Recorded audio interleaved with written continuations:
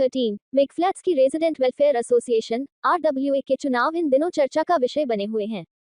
चुनावी माहौल के बीच न्यूज वॉलेट ने स्थानीय निवासियों से बातचीत की, जिसमें उन्होंने इस बार चुनाव से जुड़ी प्रमुख समस्याओं और मुद्दों पर खुलकर अपनी राय रखी। साथ ही न्यूज वॉलेट ने चुनाव मैदान में उतरे उम्मीदवारों से भी बात की और उनके वादों व प्राथमिकताओं को जानने की कोशिश की। आइए देखते हैं न्यूज वॉलेट की यह विशेष रिपोर्ट। मेरा नाम दिलीप कुमार कौल। 300 कैंडिडेट्स, ये जो हमारे पार्टिसिपेंट्स थे, पार्टिसिपेंट नहीं, वो जो बोनाफाइड मेंबर्स थे, उनके सब्सक्रिप्शन की जो कट ऑफ लाइन थी वो 2-3 बार चेंज हुई है। उसके अंतर्गत इन्होंने मार्च 25 जो है कट ऑफ लाइन दी थी, तो लोग बिल्कुल सेटिस्फाइड थे। और उसके बाद इन्होंने फिर जनरल बॉडी बुलाई और उसमें इन्होंने कट ऑफ लाइन चेंज कर दी। अब जो आश्वासित थे कि हमने 25 तक तो भरा है, और इन्होंने लिस्ट भी निकाली थी कि ये लोग एलिजिबल हैं, लेकिन वो सारे लोग बेचारे परेशान हो गए। अब जब उनसे कहा जा रहा है कि you are not eligible to vote, but they continue to be the members of RWA। उसके अंतर्गत लोगों का प्रोटेस्ट है कि हमसे अगर पैसे आपने और लेने हैं तो हम भरने को तैयार है, लेकिन हमें एलिजिबिलिटी दे दो। जी, we are protesting against this injustice कि जो फ्री एंड फेयर इलेक्शन में होना चाहिए वो नहीं हो रहा है इस इलेक्शन में। नहीं, यहाँ शुरू से ही था। अब ये इन्होंने अपने कॉन्स्टिट्यूशन में चेंज किया, उसके अंतर्गत उसमें 2 साल का प्रावधान है, लेकिन ये अपनी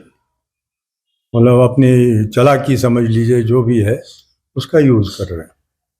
आज तक तो इतने इलेक्शन हुए, ऐसा कोई कोड ऑफ कंडक्ट था नहीं। मेरा नाम PK बत्रा है। मैं वाइस प्रेसिडेंट की पोस्ट के लिए लड़ रहा हूँ।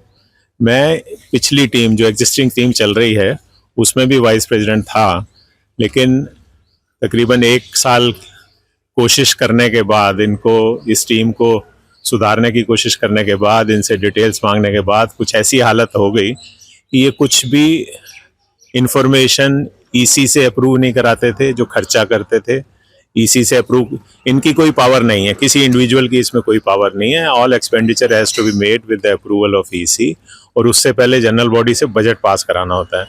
तो इन्होंने कभी बजट अप्रूव नहीं कराया, हमेशा पोस्ट फैक्टो अप्रूवल पे डिपेंड करते रहे। और जब भी इनको EC में इनसे कोई डिटेल पूछी गई तो ये उसकी डिटेल कभी भी लेके नहीं आते थे। एक टोटल एक्सपेंडिचर लेके आते थे जिसका ये अप्रूवल मांगते थे।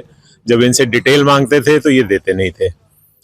उसके अलावा कुछ ऐसे मुद्दे आए कि ये कुछ परचेजेस जो करते थे वो अनइथिकल करने लगे। कुछ गवर्नमेंट स्टोर्स का चोरी का सामान ये कच्चे बिलों पे खरीदना इन्होंने शुरू किया, और जब इनको मैंने क्वेश्चन किया, पूछा, तो ये आंख दिखाने लगे, भड़के लड़ने लगे। तो उसके बाद कुछ ऐसी हालत हो गई कि मुझे उसको छोड़ना पड़ा। तो इनकी टीम से मैंने रिज़ाइन दे दिया, और उसके बाद अब ये नई टीम में हम आए हैं। और मुद्दे तो यही हैं कि ये खर्चा करते रहते हैं, कोई ट्रांसपेरेंसी नहीं रखते, धड़ल्ले से खर्चा करते रहते हैं, किसी चीज़ की कोई निगरानी नहीं होती, सुपरविज़न नहीं है। सिक्योरिटी अपॉइंट कर ली, लेकिन उनका कोई सुपरविज़न नहीं है। वो आराम से 3-3, 4-4 आदमी एक गेट पे बैठे रहते हैं और उसका कुछ इफेक्टिव यूज़ नहीं होता।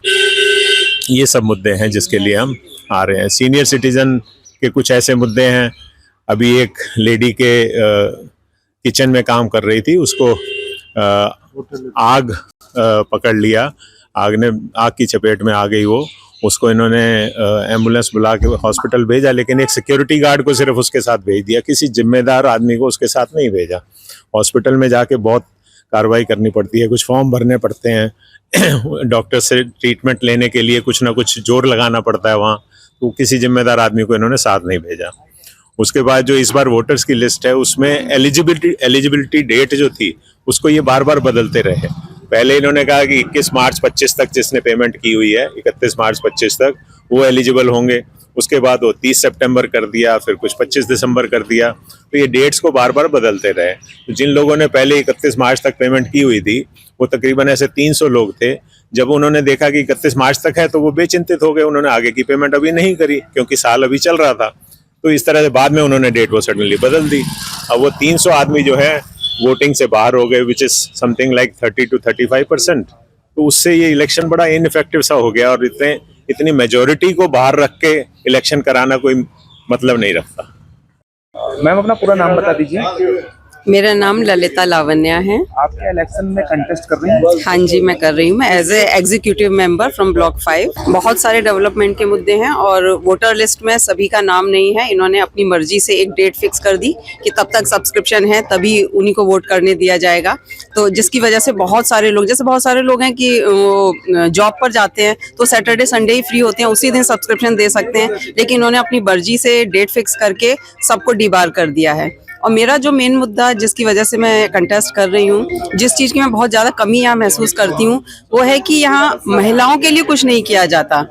जैसे महिलाएं बहुत सारी हैं जो कि अपना छोटा मोटा बिजनेस करती हैं, तो वो सभी चाहती हैं कोई इस तरह के फेस्ट लगे या कोई सोशल इवेंट हो, कोई गेट टुगेदर हो लेडीज़ के लिए, जिसकी वजह से वो आगे बढ़ सकें, एक दूसरे को जान सकें। लेडीज़ की वजह से ये पूरे जो सोसाइटी एक फैमिली की तरह रह सकती है, लेकिन इनकी तरफ से ऐसा कोई एफर्ट नहीं होता जिससे इस पूरी सोसाइटी को एक फैमिली की तरह ट्रीट किया जा सके। जिन भी महिलाओं को कुछ करना होता है, हमें कम्युनिटी हॉल भी नहीं मिलता जहां हम किसी तरह का कोई इवेंट ऑर्गेनाइज कर सकें। इसके अलावा अगर हम कहीं और अगर इवेंट ऑर्गेनाइज करना चाहते हैं, जैसे किसी पार्क में या किसी ओपन स्पेस में, तो ये लोग मना कर देते हैं। तो गेट टुगेदर लेडीज़ के लिए नहीं है। और अभी हाल फिलहाल में एक सीनियर सिटीजन लेडी थी जिनकी आग लगने से डेथ हुई, तब उस टाइम भी मुझे बहुत बुरा लगा। इनको चाहिए था कि किसी रिस्पॉन्सिबल लेडीज़ को उनके साथ भेजा जाता हॉस्पिटल। एक लेडी को अकेले भेज दिया गया एम्बुलेंस में। तो इस तरह से कंपैशनेट नहीं है ये वाली जो टीम है। तो ये मेरी प्रॉब्लम, लेडीज़ के लिए यहाँ बहुत कमी है और मैं चाहती हूँ कि मैं आऊँ और महिलाओं के लिए यहाँ कुछ करूँ। मैं GH13 में जनरल सेक्रेटरी की पोजीशन के लिए फाइट कर रहा हूँ। मुद्दे ये हैं कि हम इस कॉलोनी में पिछले 30 साल से रह रहा हूँ मैं। समस्या ये आ रही है कि ये लोग बेसिकली जो रेजिडेंट्स हैं उनकी वॉइस को दबा रहे हैं। कोई भी मीटिंग होती है उसमें जो भी अपने ग्रीवियंसेस या कोई सजेशन देना चाहता है उसके पीछे बाउंसर्स खड़े कर देते हैं। पिछली बार ऐसे ही हुआ कि जब मैं कुछ कहने लगा तो मेरे आगे पीछे 2-3 बाउंसर खड़े कर दिए। तो ये तो हर आम आदमी की आवाज़ को दबाना चाहते हैं, किसी की बात सुनना नहीं चाहते, डिक्टेटरशिप में चल रहे हैं। तो इसलिए इस कॉलोनी में एक चेंज मस्ट है, ज़रूरी है। ये सफाई दूसरा सबसे बड़ा मुद्दा है। सारी कॉलोनी में जगह जगह गंद फैला हुआ है, कूड़ों के ढेर लगे हुए हैं।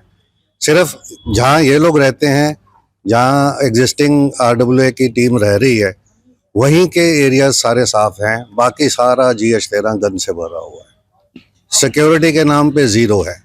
सिक्योरिटी पे हम लगभग 30 लाख रुपया खर्च करते हैं और मिल क्या रहा है हमें?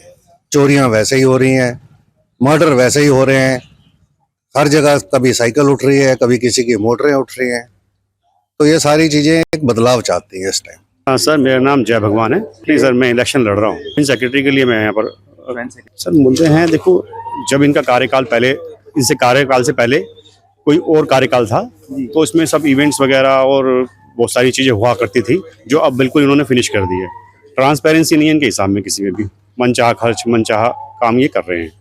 और यहाँ पर जो है 1100 से ऊपर यहाँ पर जो फैमिलीज रहती हैं, मतलब फ्लैट्स हैं, अब उसमें जो है इन्होंने 684 को एलिजिबल किया है वोट के लिए, और बाकियों को क्या किया है 300 कुछ है जो कि 40% की कैटेगरी में आते हैं, उनको वोट डालने से वंचित ही कर दिया। तो जो है ये बहुत अच्छा वो नहीं है और ट्रांसपेरेंसी नहीं है। मैं इसका बदलाव चाहता हूँ पूर्ण रूप से। जी।